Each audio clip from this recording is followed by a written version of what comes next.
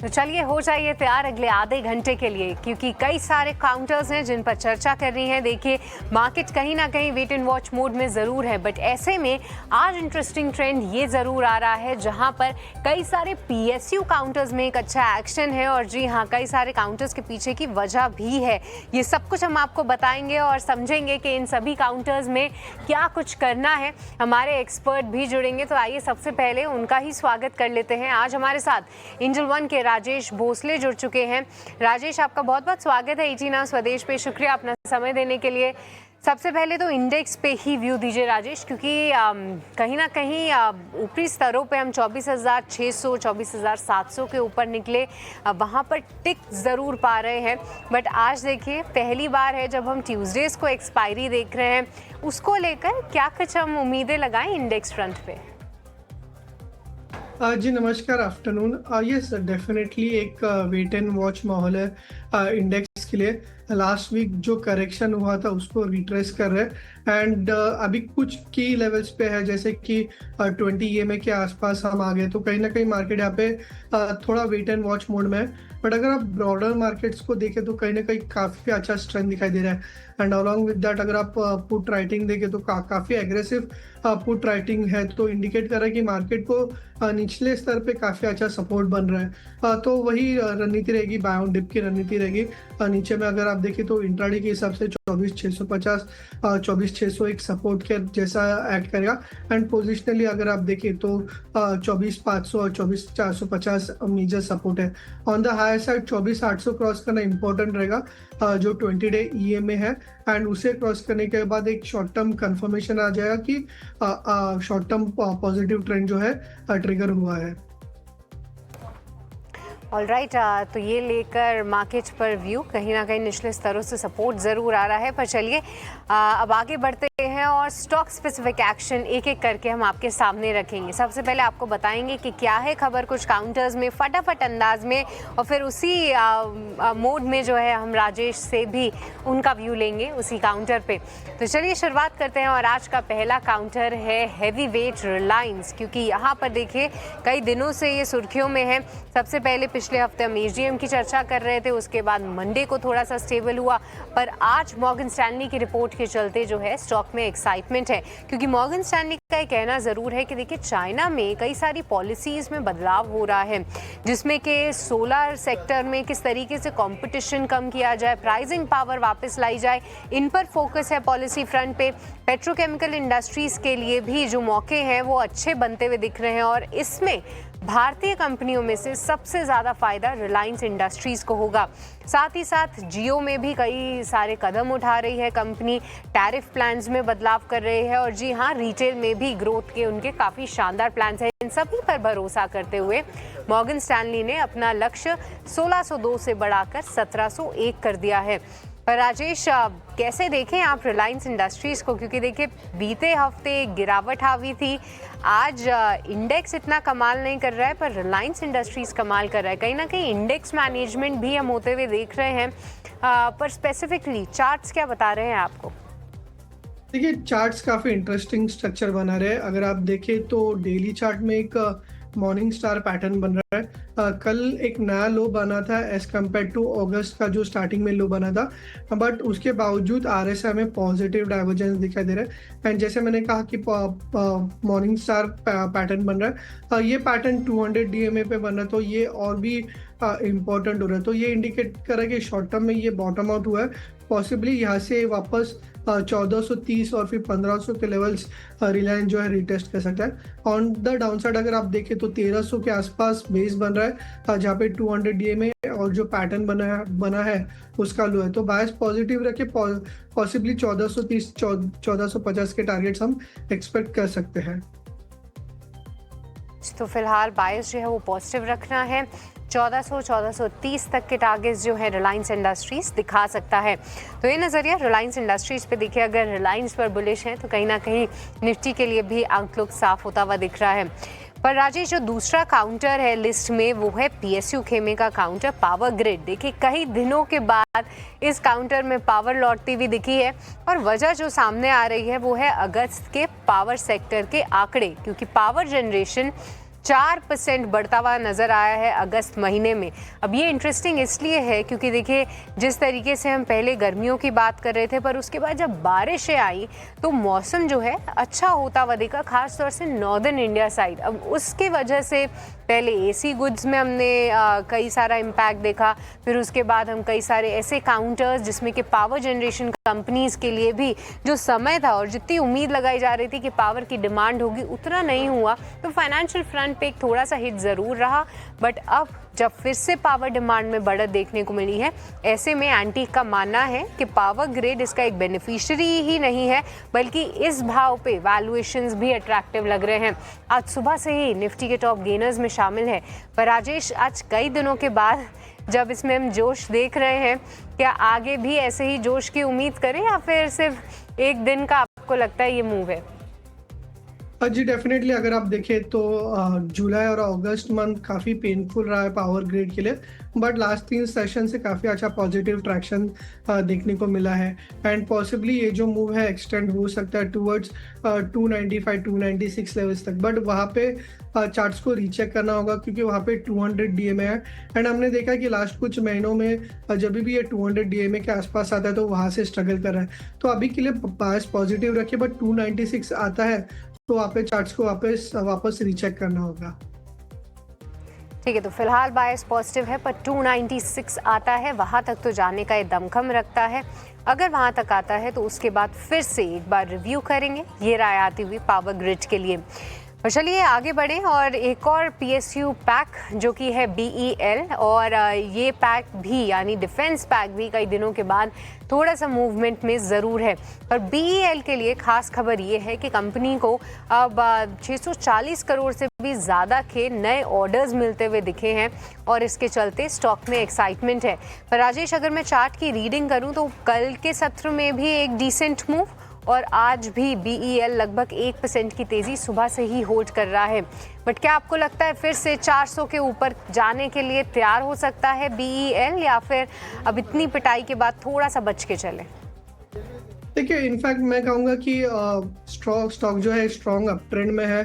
Feb में around 245 से 400 के लेवल्स तक गया था, एंड फिर लास्ट 1 मंथ से थोड़ा सा प्राइस जो है करेक्शन मोड में था। बट अभी 89 EMA पे जो है स्टॉक एक हायर बॉटम स्ट्रक्चर बन रहा है, एंड जो की रिट्रेसमेंट लेवल है उस पर भी बेस बना है। तो यहाँ से एक्सपेक्टेशन है कि फर्दर अपसाइड देखने को मिल सकता है। जो इसका जो नेक्स्ट की रेजिस्टेंस है वो है 50 EMA, जो अराउंड 395 के आसपास है। तो उस टारगेट को ध्यान में रख के बाइंग की जा सकती है। नीचे में अगर आप देखें तो 365 के आसपास स्टॉक के लिए काफ़ी अच्छा बेस बन रहा है। ऑलराइट, तो BEL बायस यहाँ पर भी पॉजिटिव है और एक अच्छे अप ट्रेंड में है स्टॉक, ये फिलहाल मानना राजेश का। राजेश, अब दूसरा काउंटर फोकस करते हैं। ये भी PSU पैक से है जिसका नाम है NMDC। यहाँ पर देखिए इनके मंथली बिजनेस अपडेट आए हैं। आयन और प्रोडक्शन जो है साल दर साल लगभग 10% बढ़ता हुआ दिखा है, और इनकी जो आय है यानी सेल्स नंबर उसमें भी 8% की बढ़ोतरी देखने को मिली है। 3.4 मिलियन टन्स इस बार हमने इनकी बिक्री होती हुई देखी है, जब इसे कंपेयर करें पिछले साल से जो कि 3.14 मिलियन टन्स थी। तो दोनों ही पैमानों पे, एक प्रोडक्शन और दूसरा बिक्री, यहाँ पर अच्छी ग्रोथ हमने देखी है। प्रोडक्शन के नंबर्स में लगभग 10% और बिक्री के नंबर्स में 8%। पर दूसरा इम्पॉर्टेंट इनकी प्राइसिंग को लेकर भी है NMDC, क्योंकि कई बार हम इसके आयनों के प्राइजेस जो हैं इनके मंथली बेसिस पे अगर हम देखें या ट्रैक करें तो कंपनी अपडेट करती है और उसको लेकर जो है स्टॉक रिएक्ट भी करता है। हाल फिलहाल वहाँ थोड़ी स्टेबिलिटी देखी है। पर राजेश, क्या 4% की तेज़ी आपको लगता है और भी बिल्ड ऑन हो सकती है? कैसे देख रहे हैं आप इसको चार्ट्स पे? देखिए, जून से अगर चार्ट स्ट्रक्चर देखें तो काफ़ी कंसोलिडेशन मोड में था, एंड फाइनली आज एक ब्रेकआउट देखने को मिल रहा है। डेली चार्ट में एक सिमेट्रिकल पैटर्न फॉर्मेशन बन रहा है, एंड अलॉन्ग विद दैट अगर आज देखें तो आज एक ही सेशन में अपने शॉर्ट टर्म मूविंग एवरेजेस 20, 50, 89 को क्रॉस कर रहा है। काफ़ी अच्छे वॉल्यूम्स के साथ ब्रेकआउट आ रहा है।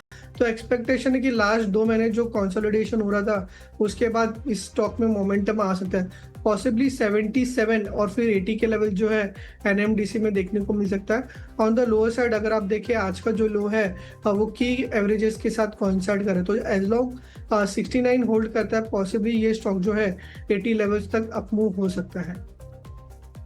ऑलराइट, तो ये नज़रिया फिलहाल जो है एनएमडीसी पे आता हुआ, इसको ध्यान में ज़रूर रखेंगे।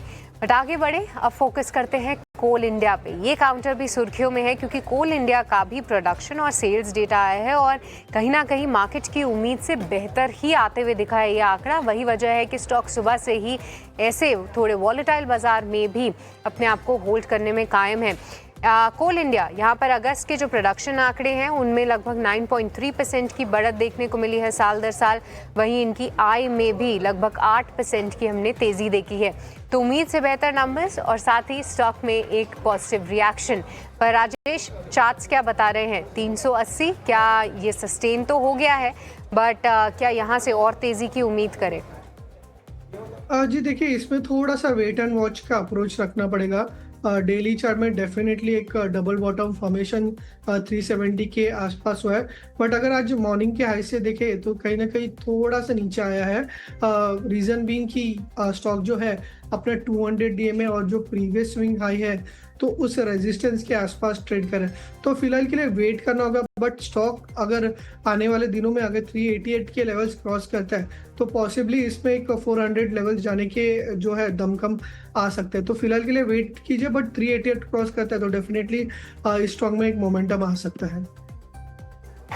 ऑलराइट, तो यहाँ पर कोल इंडिया जो है इसको ध्यान में ज़रूर रखेंगे। पर इस बीच एक बार मार्केट्स पे नज़र आ लिए क्योंकि एकाएक जो है थोड़ा फॉल बढ़ते हुए दिखा है।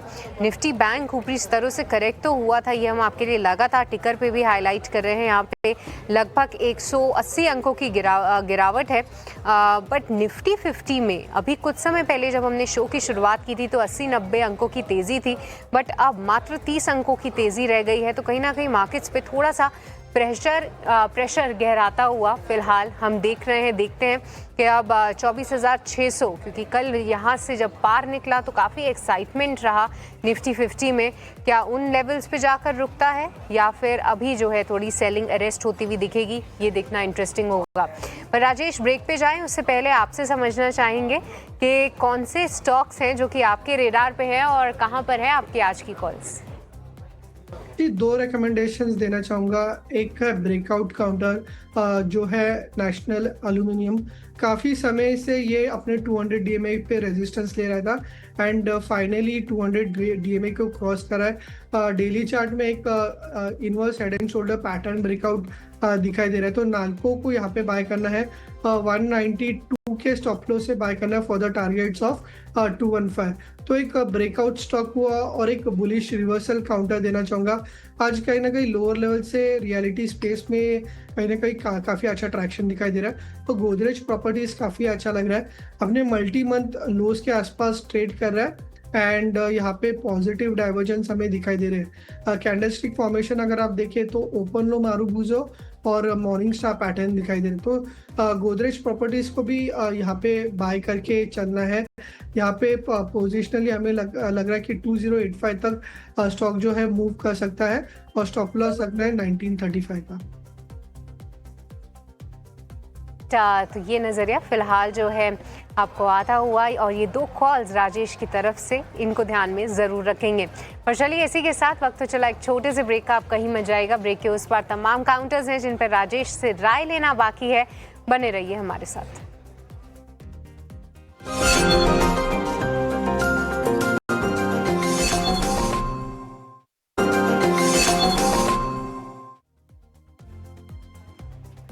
ब्रेक के बाद आपका स्वागत है स्टॉक्स फटाफट में। और चलिए अब आपको बताते हैं कि ऑप्शन मार्केट में क्या होनी चाहिए आपकी कमाई की रणनीति, और रुक करेंगे हमारे अगले सेगमेंट मुनाफे के ऑप्शन का।